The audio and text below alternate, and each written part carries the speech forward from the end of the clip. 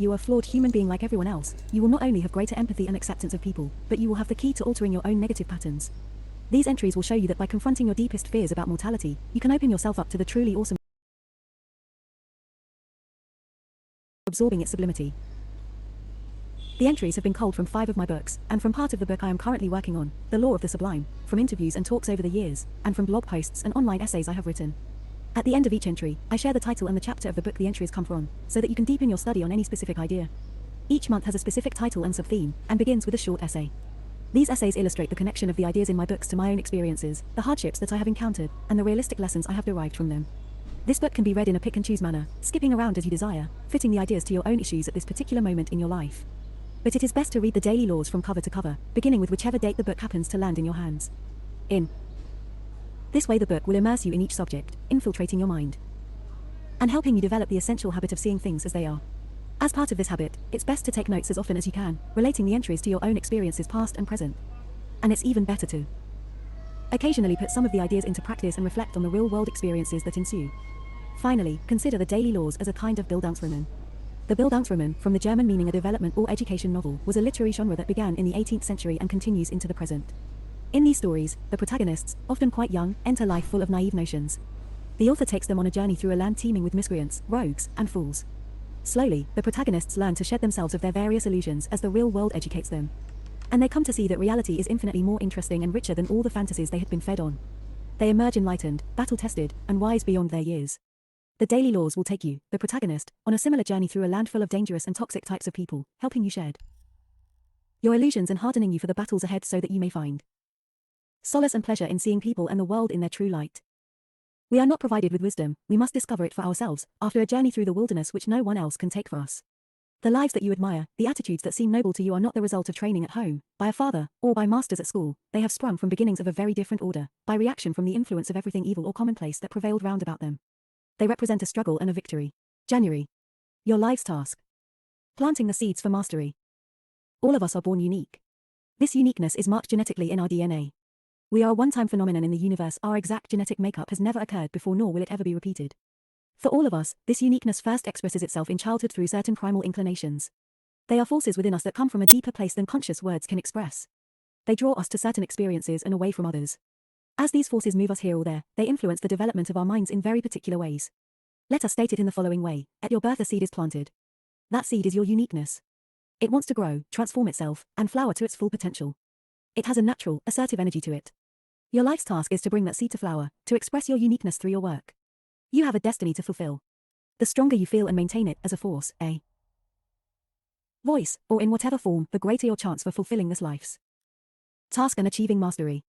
The month of January is all about discovering and developing your life's task, your purpose, what you were put here to do. I had known from a very young age, perhaps the age of 8, that I wanted to become a writer. I had a tremendous love of books and of words. I thought at first, when I was young, that I would be a novelist, but after graduating university, I had to make a living, and I realized being a novelist was too impractical.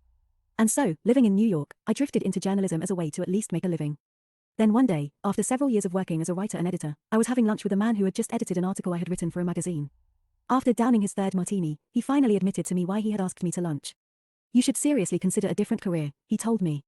You are not writer material. Your work is too undisciplined. Your style is too bizarre. Your ideas, they're just not relatable to the average reader.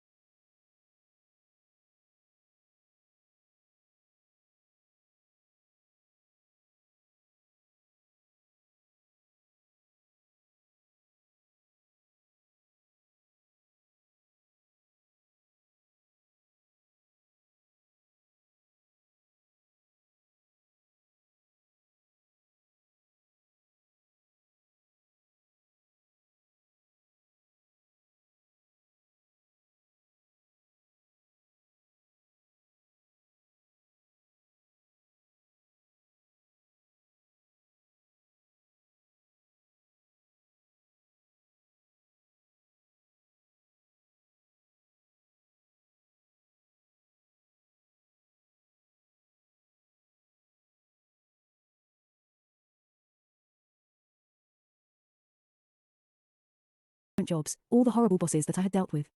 And my pent-up excitement in writing the book could be felt by the reader and, much to my surprise, and beyond anything I'd imagined, the book had tremendous success.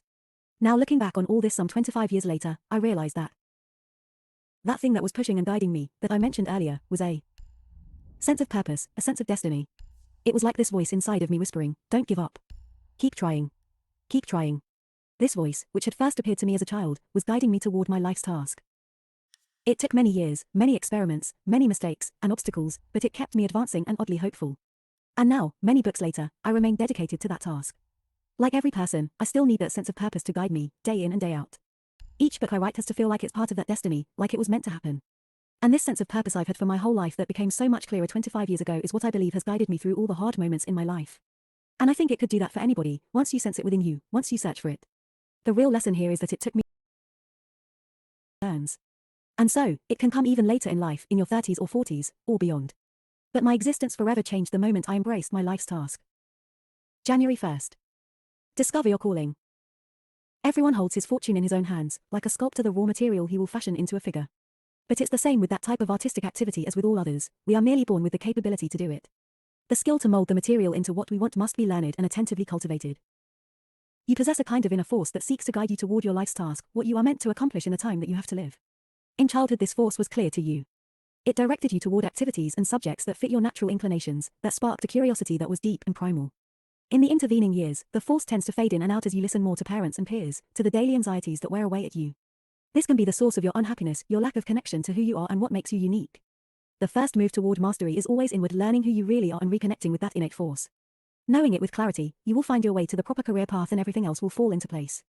It is never too late to start this process. Daily Law, mastery is a process and discovering your calling is the starting point. Mastery, discover your calling, the life's task. January 2nd. Reconnect with your childhood obsession.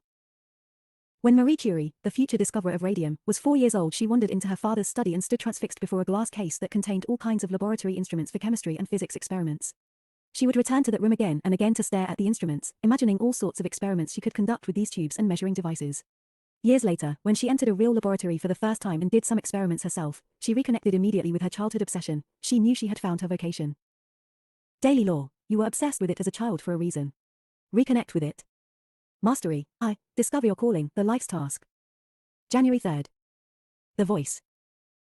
The way to recover the meaning of life and the worthwhileness of life is to recover the power of experience, to have impulse voices from within, and to be able to hear these impulse voices from within. From the time I was young, I was entranced with words. I can remember in the 4th grade the teacher did this activity where she put up the word carpenter, and she asked us to come up with as many words as we could with just those letters. Ant, pet, car, etc. And I just thought, wow. You mean you can take letters like this and recombine them into words? I was entranced. These childhood attractions are hard to put into words. Abraham Maslow called it impulse voices. He noticed that children know exactly what they like and dislike from a very early age. It is extremely human and powerful. You had those impulse voices too. You hated this kind of activity and you loved that other one. You didn't like math but you were drawn to words. You were exhilarated by certain kinds of books and fell promptly asleep with other kinds. The importance of recognizing these early inclinations is that they are clear indications of an attraction that is not infected by the desires of other people. They are not something embedded in you by your parents, which come with a more superficial connection, something more verbal and conscious. Coming instead from somewhere deeper, these inclinations can only be your own, reflections of your unique chemistry. Daily Law, do something today that you used to love doing as a kid. Try to reconnect with your impulse voices. Robert Greene in Conversation at Live Talks Los Angeles, February 11, 2019. January 4th. It is already within you. Sooner or later something seems to call us onto a particular path. You may remember this something as a signal calling in childhood when an urge out of nowhere, a fascination, a peculiar turn of events struck like an annunciation. This is what I must do, this is what I've got to have. This is who I am. As you become more sophisticated, you often lose touch with these signals from your primal core. They can be buried beneath all of the other subjects you have studied. Your power and future can depend on reconnecting with this core and returning to your origins. You must dig for signs of such inclinations in your earliest years. Look for its traces in visceral reactions to something simple, a desire to repeat an activity that you never tired of, a subject that stimulated an unusual degree of curiosity, feelings of power attached to particular actions. It is already there within you. You have nothing to create, you merely need to dig and refine what has been buried inside of you all along. If you reconnect with this core at any age, some element of that primitive attraction will spark back to life, indicating a path that can ultimately become your life's task. Daily Law, ask someone who recalls your childhood what they remember about your interests. Get reacquainted with those early passions. Mastery, I, discover your calling, the life's task. January 5th.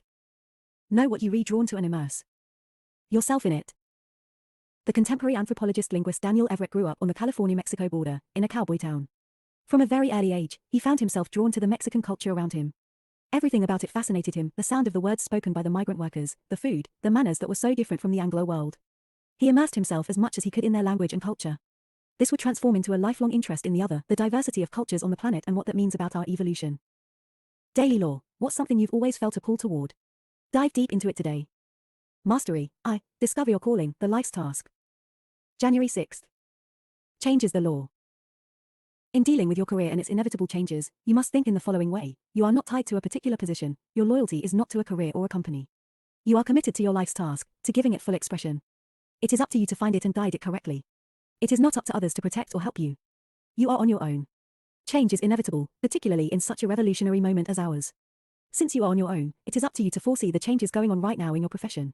You must adapt your life's task to these circumstances. You do not hold on to past ways of doing things, because that will ensure you will fall behind and suffer for it. You are flexible and always looking to adapt.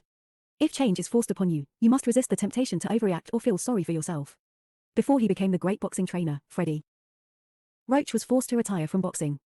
He instinctively found his way back to the ring because he understood that what he loved was not boxing per se, but competitive sports and strategizing.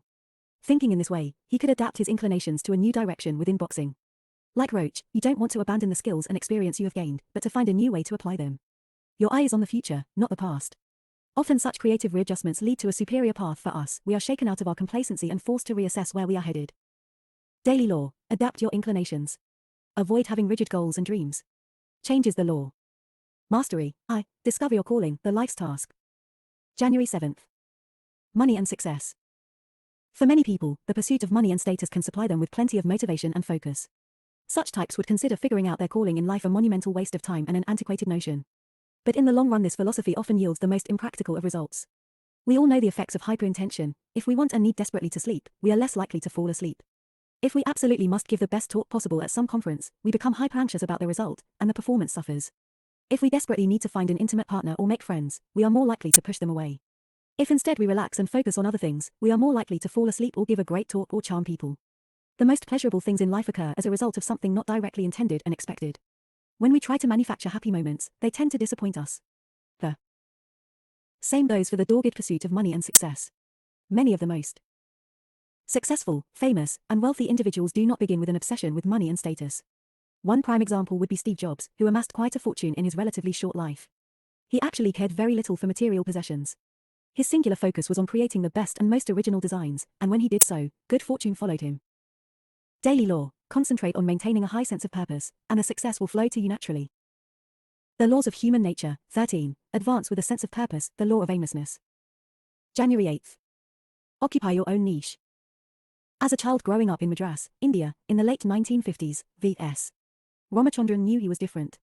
In his loneliness he would often wander along the beach, and soon he became fascinated by the incredible variety of seashells that washed up on shore. He began to collect them and study the subject in detail. Soon he was drawn to the strangest varieties of seashells, such as the xenophora, an organism that collects discarded shells and uses them for camouflage. In a way, he was like the xenophora and